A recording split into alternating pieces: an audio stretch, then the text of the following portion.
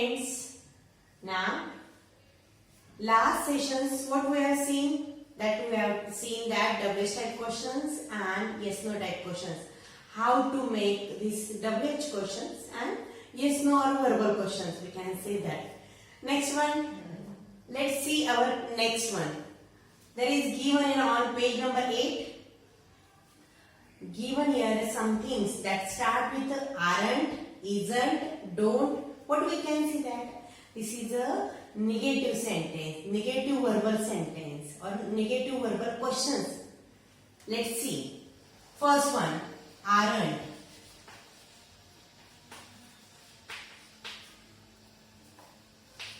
Aren't they? The start is given here in the first sentence. First, we have to.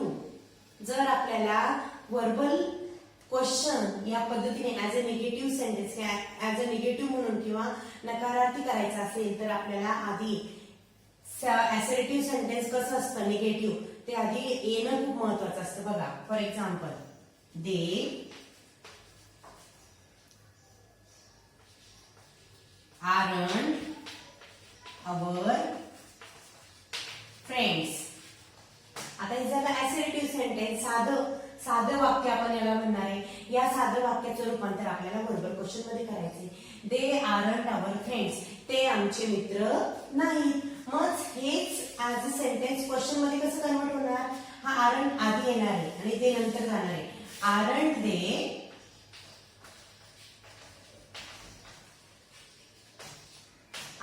Our friends, ते आमचे मित्र नाहीत का? आता इथे काय म्हणतो आपण? दे आरंट आवर फ्रेंड्स, ते आमचे आपले मित्र नाहीत. मग आरंट दे आवर फ्रेंड्स, ते आमचे मित्र नाहीत का? हा झाला ऍज अ वर्बल क्वेश्चन. आता दुसरा प्रकार, next one is given isn't. आता directly we can see that isn't ही. बघा, स्टार्ट इज गिवन, स्टार्ट दिलेली. आपण याच्या आधी आपल्याला ही हा सब्जेक्ट वापरून, ही हा कर्ता वापरून एक सेंटेन्स तयार करतात. He isn't going to school. He isn't going to school म्हणजेच काय? ही इजंट, तो शाळेत जात नाही आहे. म्हणजे दॅट इज कंटिन्युअस ऍक्शन चालली, पण this one is a negative sentence. हाच इजंट आधी घेतला आणि नंतर ही घेतलाय आणि पुढचं वाक्य जसं तसं लिहून आपल्याला क्वेश्चन द्यायचं. म्हणजेच काय? Isn't he going to school question mark. आता हे सेंटेन्स आपल्याला अर्थ काय? He isn't going to school, तो शाळेत जात नाही आहे. हे isn't he going to school, तो शाळेत जात नाही आहे का? हा झाला प्रश्न, वर्बल क्वेश्चन. याचा आन्सर एक नोच येणार, no he isn't going to school, कारण ही निगेटिव्ह सेंटेन्स आहे. इथं सुद्धा दे आरंट आवर फ्रेंड्स, ते आपले मित्र नाही आहेत. Aren't they our friends, no they aren't they our friends, ते आपले मित्र नाही आहेत. आपण या पद्धतीने ते कन्वर्ट करायचे. Next one, third one, don't you. आता डोंटचं वाक्य बघा.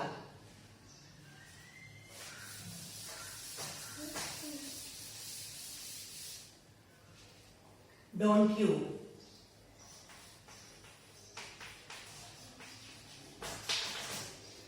याचं सेंटेन्स आपल्याला असर्टिव्ह सेंटेन्स आधी करायचं. You don't know.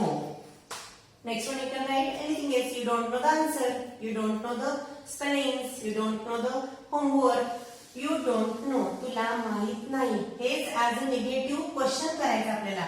As a negative sentence, negative आपण येस क्वेश्चन तयार करायचं आहे. Don't you know the answer किंवा डोंट यू नो, तुला माहित नाही. यू डोंट नो, तुला माहित नाही. डोंट यू नो, तुला माहित नाही. This is the question, verbal question. आपण या ठिकाणी काय म्हणणार आहे? Yes, I don't know. Yes, no, they don't know, you don't know. You have to write in this way. Next one is given here, doesn't. Doesn't she? In this way, first we have to make assertive sentence. साधं वाक्य आपल्याला assertive साधं statement करायचंय. She doesn't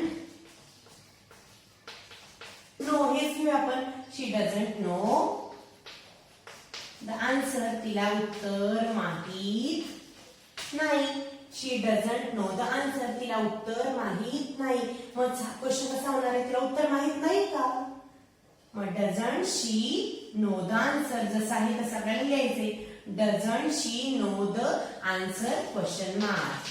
In this way you have to make this one these questions. See the next one, can't we. Can't, आता is given here, can't we.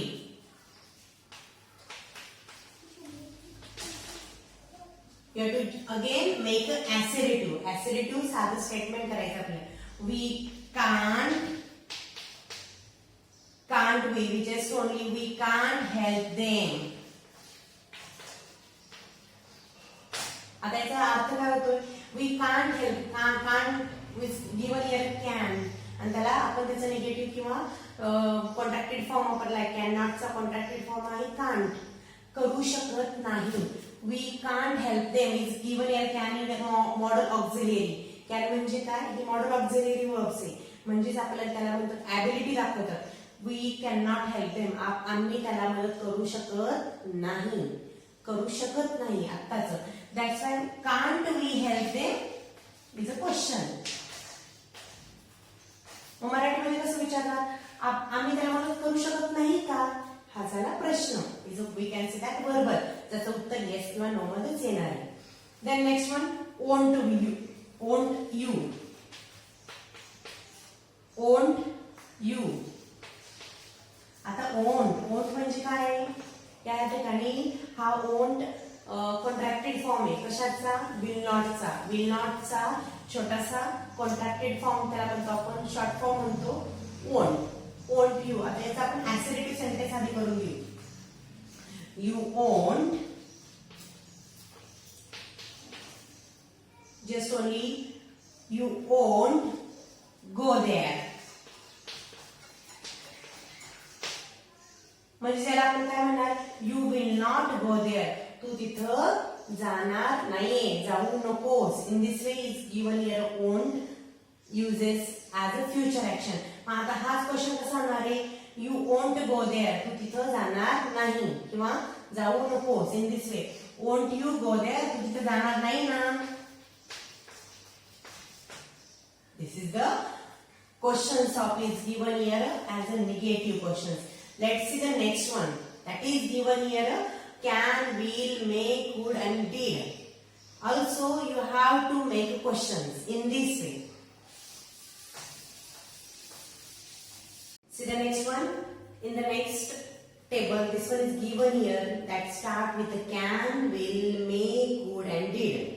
We can say that this start is given as like a model auxiliary. A model auxiliary verb say model. We can say that ह्या ज्या काही हे जे काही verb असतात modal auxiliary, त्याच्या शेजारी दुसरं एखादं मेन वर्ब यावं लागतं.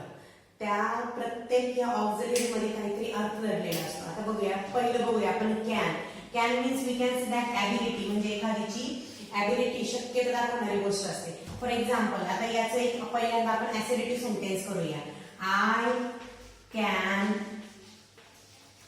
speak English.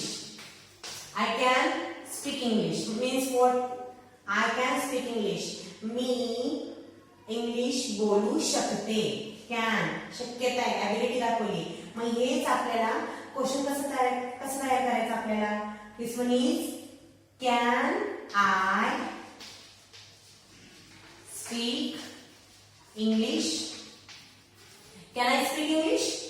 मी इंग्लिश बोलू शकते का, ही माझी ॲबिलिटी. दिस ॲबिलिटी या ठिकाणी दाखवली जाते. Next one is given a will.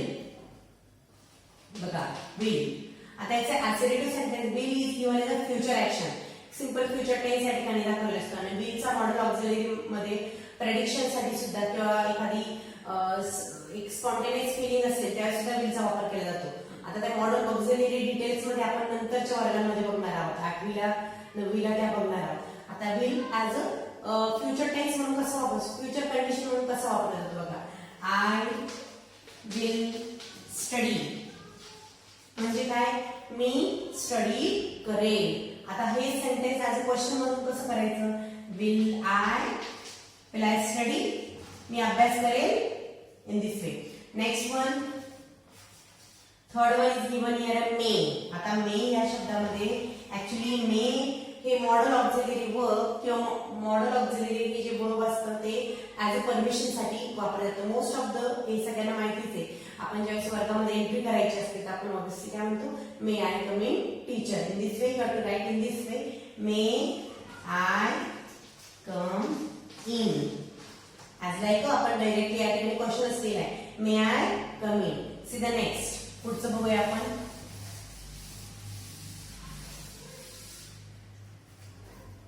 कुड. आता कुड म्हणजे काय, is given in could means that past ability. काय असते ही, पास्ट ॲबिलिटी. म्हणजेच काय, ॲबिलिटी म्हणजे आय कॅन डू इट, मी करू शकते आता. आणि कुड म्हणजे पास्ट मध्ये, मी पास्ट मध्ये हे ते करू शकले असते, त्याला म्हणतात कुड, पास्ट ॲबिलिटी. म्हणजे फॉर एक्झाम्पल्स आपण आधी जर लिहिलं होतं आय कॅन स्पीक इंग्लिश, आपण तेच sentence as a past tense किंवा कुड वापरून कसं करूया बघा. I could speak English when I was working in school.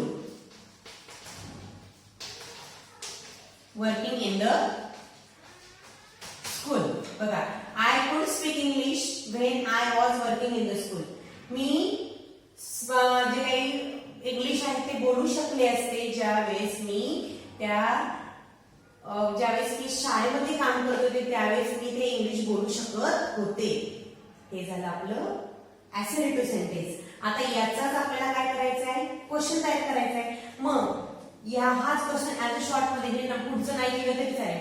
हा शॉर्ट मध्ये कसं करता येईल, कुड आधी घ्यायचं आपल्याला, कुड आय स्पीक इंग्लिश. पुढचं लिहिलं तरी चालेल. कुड आय स्पीक इंग्लिश, मी बोलू शकले असते का English. This is the question. Next one is given here did. बघा, डिड.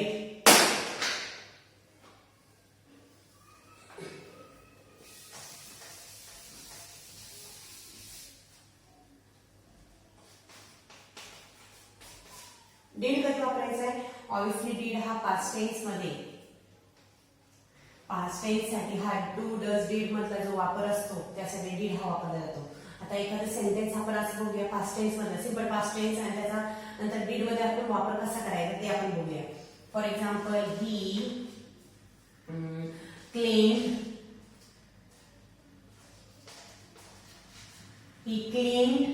The door. म्हणजे काय, त्यांनी तो दरवाजा स्वच्छ केला. पास्ट टेन्स झाली ती ऍक्शन, म्हणून या ठिकाणी सब्जेक्ट V2 प्लस ऑब्जेक्ट आलेले, हा सिंपल पास्ट टेन्स. आता याचा डीडचा वापर आपल्याला क्वेश्चन तयार करायचा आहे. ऑब्व्हियसली या ठिकाणी ईडी आलाय किंवा पास्ट टेन्स आलाय तर आपल्याला क्वेश्चन डू डज डीडचा क्वेश्चन करायचा असेल, तो वर्बल क्वेश्चन तयार करायचा असेल तर या ठिकाणी आपल्याला डीडचा वापर करायला लागेल. डीड ही क्लीन, ईडी निघून जाणार आहे. जसं मी आधीच्या वेळेस सांगितलं होतं, जर वर्बला येस आला तर त्या ठिकाणी येस निघून जातो क्वेश्चन करताना. इथे येस आला तर वर्बला या ठिकाणी स्टार्ट करताना डज वापरायचं आहे. या ठिकाणी ईडी आला तर स्टार्ट करताना डीड वापरायचं आहे. Did he clean the door. Did he clean the door, did he clean the door, त्यांनी तो दरवाजा स्वच्छ केला आहे का, केला होता का, नॉट आहे का, केला होता का. This is the past tense of that questions. I think you understood very well. All that questions is given a WH type question, yes no type questions, and yes no type means that verbal questions. That verbal questions are something negative questions also and some assertive, that having the positive questions also, affirmative questions also. And that questions start with the model auxiliary. Model auxiliary चे सुद्धा या ठिकाणी questions तयार करायला दिलेले ते सगळे आपण बोर्डवर घेतले. देन WH टाइप क्वेश्चन सुद्धा घेतलेले आहे मी. Am is, are, have, has, do, does यांनी सुरुवात होणारे सुद्धा प्रश्न आपण या ठिकाणी घेतले. ते प्रश्न कसे तयार करायचे, त्याचा अर्थ कसा लावायचा हे सुद्धा तुम्हाला मी या ठिकाणी समजावून सांगितलं. त्यानंतर आरंट, दे, इजंट, ही या पद्धतीचे जे निगेटिव्ह क्वेश्चन आहेत ते सुद्धा कसे आपल्याला तयार करायचे ते आता या ठिकाणी आपण बघितलं. आता This one is enough for these sessions. All of you, thank you. What you have to do? You have to also write your own questions that having a WH type, that having a Amizar, Havas, that having a negative questions and that having a model auxiliary. Model auxiliary या पद्धतीचे आपल्या स्वतःच्या मनाने वेगवेगळे प्रश्न तुम्हाला तयार करायचे आहेत. Okay, thank you, bye.